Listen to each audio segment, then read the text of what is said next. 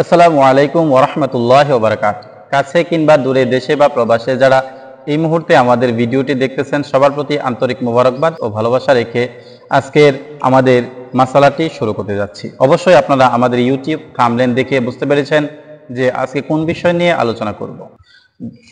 অতএব আমরা কথা না বাড়িয়ে আমাদের আলোচনার দিকে চলে যাই। প্রথমত আমরা যে মাসালাটি নিয়ে আলোচনা করব সেটি হলো গর্ভাবস্থায় স্ত্রীকে তালাক দিলে সেই তালাক পতিত হবে কিনা। গর্ভাবস্থায় স্ত্রীকে তালাক দিলে, অর্থাৎ প্রেগনেন্ট অবস্থায় যদি বা আপনি আপনার স্ত্রীকে বা কেউ কারো স্ত্রীকে তালাক দেয়, তাহলে সেই তালাক পতিত হবে কিনা। এখন এমত অবস্থায় আমরা দেখব তিনটি কিতাবের রেফারেন্স দেওয়ার চেষ্টা করব যে এই মাসালাটার পক্ষে, এবং এই মাসালাটার সম্পর্কে আমরা তিনটি কিতাবের রেফারেন্স দেব। প্রথমত আমরা যে কিতাবের রেফারেন্স দেব সেটি একটি আরবি কিতাব থাকবে। দ্বিতীয়ত যেই কিতাবের রেফারেন্স দিব সেটি আরবি কিতাব থাকবে, এবং তৃতীয়ত আমরা যেই কিতাবের রেফারেন্স দিব সেটি হলো উর্দু কিতাব থাকবে। এখন আমরা অবশ্যই জানতে চাবো যে গর্ভাবস্থায় স্ত্রীকে তালাক দিলে সেই তালাক পতিত হবে কিনা। উত্তরে আমরা বলবো গর্ভাবস্থায় স্ত্রীকে তালাক দিলে তা পতিত হবে। স্ত্রীকে আপনি গর্ভাবস্থায় তালাক দিয়েছেন, গর্ভ অবস্থায় আপনি তালাক দিয়েছেন, সেই তালাকটা গর্ভাবস্থায় পতিত হবে। হ্যাঁ, গর্ভাবস্থায় তালাক দিলে সেই তালাক পতিত হবে। এই ব্যাপারে আমরা তিনটি কিতাবের রেফারেন্স দেওয়ার চেষ্টা করব। প্রথমত যে কিতাবের রেফারেন্স দিব সেটি হলো আদ-দুররুল মুখতার ফতুয়া শামির অন্যতম কিতাব। যে কিতাবের মধ্যে আমরা অধিকাংশ মুফতি সাহেবরা বিভিন্ন মাসআলার সমাধান খুঁজে থাকি। এটি আমাদের কাছে বা মুফতি সাহেবদের কাছে খুব গুরুত্বপূর্ণ একটি কিতাব। এই কিতাবের মধ্যে 4 নম্বর খণ্ড 434 নম্বর পৃষ্ঠার মধ্যে খুব সুন্দরভাবে বলছেন গর্ভাবস্থায় যদি কাউকে তালাক দেয় সেই তালাক পতিত হবে। আর বলতেছেন যে এখানে আল হিদায়া কিতাবের মধ্যে বলতেছেন 2 নম্বর খণ্ড 356 নম্বর পৃষ্ঠার মধ্যে বলতেছেন যে গর্ভাবস্থায় যদি কেউ তালাক দেয়, কোনো স্বামী তালাক দেয় তার স্ত্রীকে, তাহলে সেই তালাক পতিত হবে। এবং উর্দু কিতাবের মধ্যে অন্যতম কিতাবের মধ্যে মুফতি সাহেবরা যে কিতাবকে প্রাধান্য দিয়ে থাকেন, উর্দু কিতাবের মধ্যে সবচাইতে ইম্পর্টেন্ট একটি কিতাব আপকে মাসাইল আর উনকে হলের 6 নম্বর খণ্ড 634 নম্বর পৃষ্ঠার মধ্যে এই মাসআলাটি আসছে।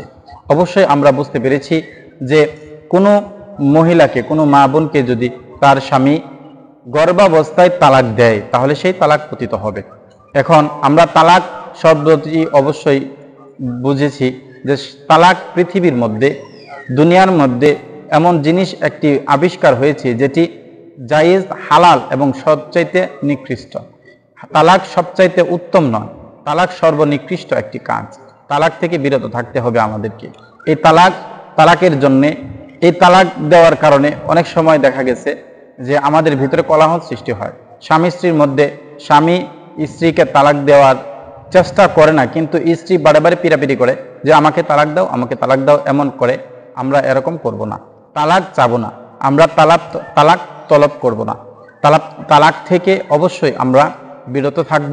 তালাক একটি হালাল কাজ, কিন্তু এটি সবচেয়ে ঘৃণিত কাজ, এটি সবচেয়ে নিকৃষ্ট কাজ। এই কাজ থেকে আমাদেরকে বিরত থাকতে হবে। সো আমরা অবশ্যই আমাদের মাসালাটি বুঝতে পেরেছি। গর্ভাবস্থায় যদি কাউকে তালাক দেওয়া হয় তাহলে সেই তালাক পতিত হবে। আমাদের প্রচলিত অবস্থার মধ্যে অনেকেই বলে যে গর্ভাবস্থায় তালাক দিলে তালাক পতিত হয় না। এটা ভুল কথা।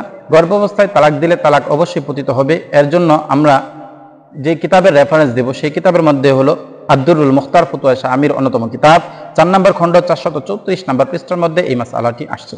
এবং হিদায়া গ্রন্থগারের মধ্যে আসছে যে 2 নম্বর খণ্ড 356 নম্বর পৃষ্ঠার মধ্যে এই মাসআলাটি আসছে। আপকে মাসাইল আর উনকে হল 6 নম্বর খণ্ড 634 নম্বর পৃষ্ঠার মধ্যে এই মাসআলাটি আসছে যে গর্ভবতী অবস্থায় যদি তালাক দেওয়া হয় তাহলে সেই তালাক পতিত হবে। এখন আমরা অবশ্যই আমাদের মাসআলাটি বুঝতে পেরেছি। আমরা অবশ্যই এই তালাক থেকে বিরত থাকব। আল্লাহ পাক রব্বুল আলামিন উক্ত মাসআলার উপর আমাদেরকে বুঝ দান করুক, এবং সবাইকে আমার অন্তঃস্থল থেকে ভালোবাসা রেখে এবং সালাম এর সহিত আপনাদের কাছ থেকে এখন আমি বিদায় নিতেছি। সবাই ভালো থাকবেন, সুস্থ থাকবেন। আসসালামু আলাইকুম ওয়া রাহমাতুল্লাহি ওয়া বারাকাতুহু।